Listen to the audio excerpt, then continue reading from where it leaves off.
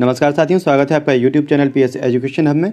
और आज हम कोर्स 5 जो है एफएलएन दीक्षा प्रशिक्षण का, और इस कोर्स 5 जो है विद्या प्रवेश एवं बाल वाटिका की समझ, इसकी हम प्रश्नोत्तरी देखेंगे। संपूर्ण प्रश्नों को यहाँ पर आपको मिल जाएंगे। 40 प्रश्न हैं यहाँ पर, और 40 प्रश्न की एक सीरीज़ है। इसमें से आपको जो है 20 चुनिंदा प्रश्न आएंगे, और 20 प्रश्नों को आप हल करके 20 में से 20 अंक प्राप्त कर सकते हैं। तो अभी तक के चैनल को सब्सक्राइब नहीं किया तो चैनल को सब्सक्राइब कर लें।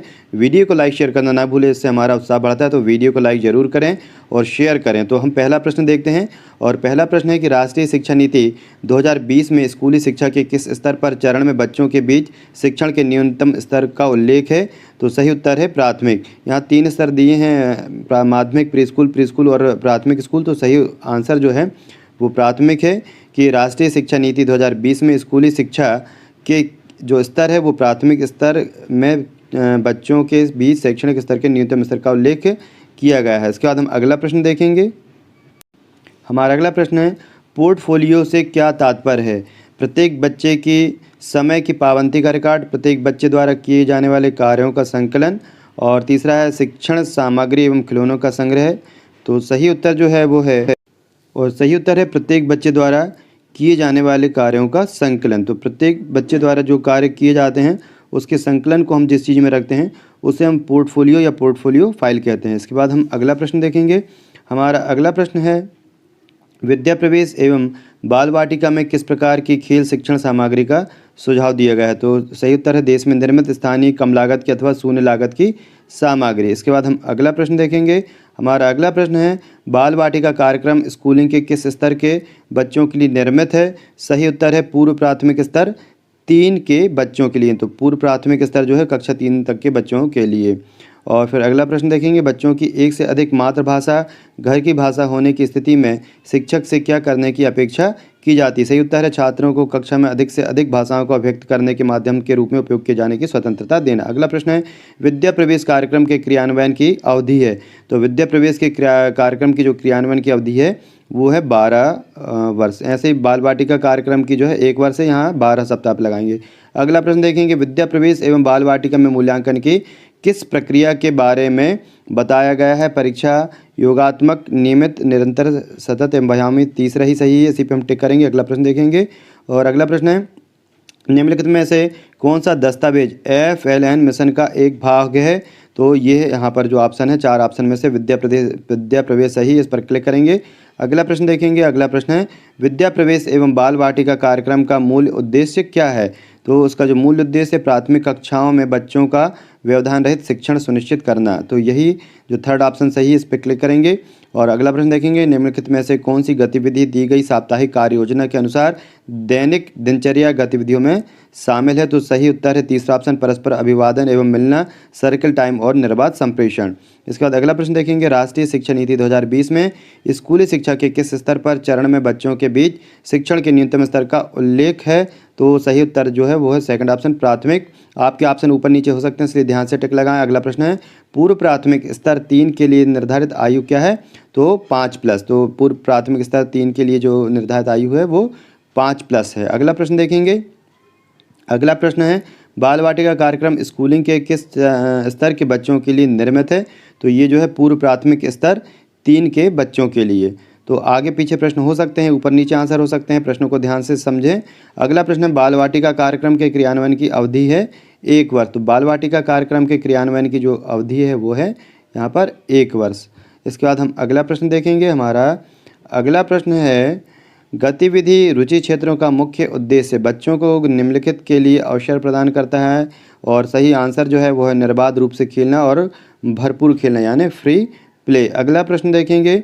अगला प्रश्न है, गतिविधियों में संतुलन का सही उदाहरण क्या है?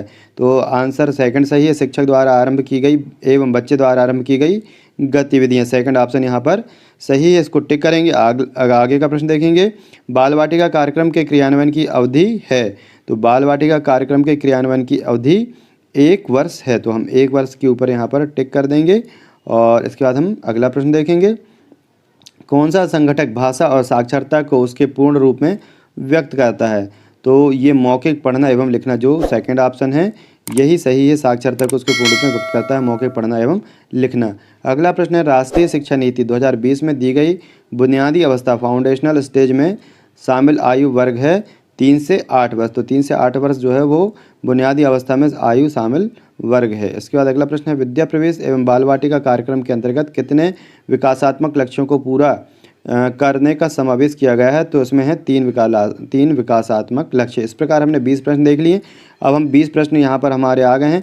यदि आपके 15 से कम आते हैं तो आप रीडो कर सकते हैं, अन्यथा आप सबमिट कर सकते हैं। यहाँ पर हम 20 प्रश्न हमने अटैम्प्ट किए हैं और 20 को सबमिट कर देंगे। अब आप यहाँ पर हमारा रिजल्ट है वो देख सकते हैं और हमारा 20 में से यहाँ 20 आंसर मिलते हैं। और इसके बाद हम यहाँ पर रिव्यू या रीडो कर सकते हैं और इसके बाद हम एक बार फिर से हम अपनी प्रश्नोत्तरी को कर सकते हैं। यदि 15 से अधिक मिलते हैं तो आप उसे सबमिट कर सकते हैं। इसके बाद अगले प्रश्न जो है 20 वो हम देख लेते हैं कि कौन सा संगठक भाषा और साक्षरता को उसके पूर्ण रूप में व्यक्त करता है? मौखिक पढ़ना एवं लिखना। कुछ प्रश्न जो है वो रिपीट हो जाते हैं और कुछ प्रश्न नए आ जाते हैं। तो अगला प्रश्न है, राष्ट्रीय शिक्षा नीति 2020 में दी गई बुनियादी अवस्था फाउंडेशनल स्टेज में शामिल आयु वर्ग है 3 से 8 वर्ष। तो 3 से 8 वर्ष को शामिल किया गया है।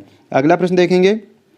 अगला प्रश्न है, विद्या प्रवेश एवं बाल वाटिका कार्यक्रम के अंतर्गत कितने विकासात्मक लक्ष्यों को पूरा का समावेश किया गया है? इसमें 3 विकासात्मक लक्ष्य हैं, इसे हम टिक करेंगे। और अगला प्रश्न देखेंगे। अगला प्रश्न है, DIY यानी से क्या तात्पर्य है? इसका मतलब होता है स्वयं करें, डू इट योर सेल्फ। तो फर्स्ट ही ऑप्शन यहाँ पर सही है, इसे टिक करेंगे। चैनल को सब्सक्राइब नहीं किया तो चैनल को सब्सक्राइब कर लें, जिससे कि सभी प्रकार की प्रश्नोत्तरी मिलेगी। अगला प्रश्न, बच्चों के विकास का मूल्यांकन करने एवं उसका रिकॉर्ड रखने के लिए मूल्यांकन संबंधी कार्य योजना के कितने सत्रों के बारे में सुझाया गया है? 3। तो तीसरा ऑप्शन जो है वो सही है, 3 पर टिक करेंगे। अगला प्रश्न देखेंगे। अगला प्रश्न है, पोर्टफोलियो से क्या तात्पर्य है? तो ये प्रश्न पहले भी आ चुका है कि प्रत्येक बच्चे द्वारा किए जाने वाले कार्यों का संकलन। जो प्रत्येक बच्चे कार्यों का संकलन करते हैं वो पोर्टफोलियो के अंतर्गत आता है। इसके बाद हम अगला प्रश्न देखेंगे। हमारा अगला प्रश्न है, विद्या प्रवेश एवं बाल वाटिका कार्यक्रम के अंतर्गत कितने विकासात्मक लक्ष्यों को पूरा समावेश किया गया है? और ये रिपीटेड प्रश्न है, ये इसमें 3 विकासात्मक लक्ष्य के बारे में बताया गया है। अगला प्रश्न है, साप्ताहिक कार्य योजना से क्या तात्पर्य है? तो इसका सही आंसर है सेकंड, एक सप्ताह में कार्यान्वयन की जाने वाली गतिविधियों की दिनवार योजना। सेकंड ऑप्शन यहाँ पर सही है, इसे हम टिक करेंगे। और इसके बाद अगला प्रश्न देखेंगे। विद्या प्रवेश एवं बाल वाटिका कार्यक्रम केंद्रित हैं, तो ये हैं कौशलों एवं अवधारणाओं के विकास पर। हमारा 4 ऑप्शन जो है यहाँ पर ये सही है। आंसर आपके ऊपर नीचे हो सकते हैं, सही ध्यान से देखकर टिक करें। इसके बाद अगला प्रश्न देखेंगे। ध्वन्यात्मक जागरूकता फोनोलॉजिकल अवेयरनेस का सही उदाहरण क्या है? तो सही उदाहरण है तुकांत शब्दों की पहचान करना। जो तुकांत शब्द होते हैं उनकी पहचान करना, उसी में ध्वन्यात्मकता होती है। तो अगला प्रश्न है, विद्या प्रवेश एवं बाल वाटिका में दिए गए सतत मूल्यांकन से शिक्षकों को किस प्रकार सहायता मिलेगी? लास्ट ऑप्शन सही है, सीखने सिखाने से जुड़ी रणनीति, खेल की सामग्री, गतिविधि के क्षेत्रों आदि को अपनाने एवं उसे सुधारने में। अगला प्रश्न देखेंगे। राष्ट्रीय शिक्षा नीति 2020 शुरुआती कक्षाओं में बच्चों को किस प्रकार के क्रियाकलाप के अवसर दिए जाने की बात करती है? सेकंड ऑप्शन, सृजनात्मकता, जिज्ञासात्मक आयु एवं विकास के अनुरूप। अगला प्रश्न देखेंगे।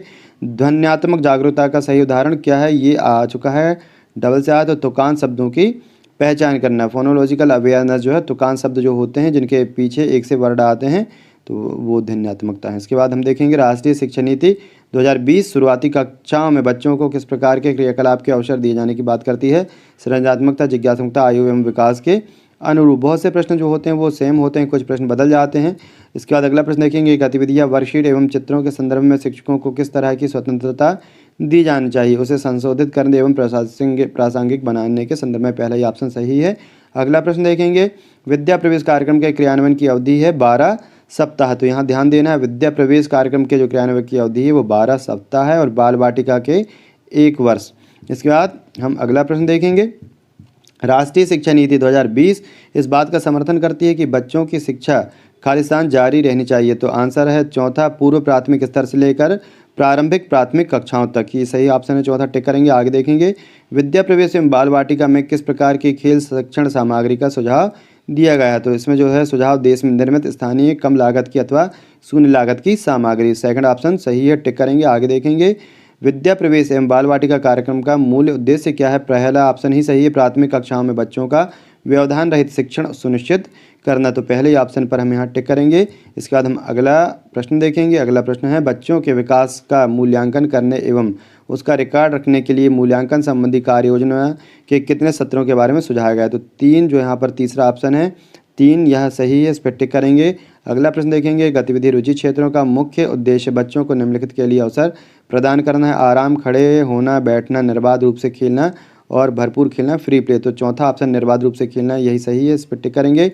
अगला प्रश्न देखेंगे, विकासात्मक लक्ष्य 1 के अंतर्गत आने वाले कौशल एवं अवधारणाएं कौन सी हैं।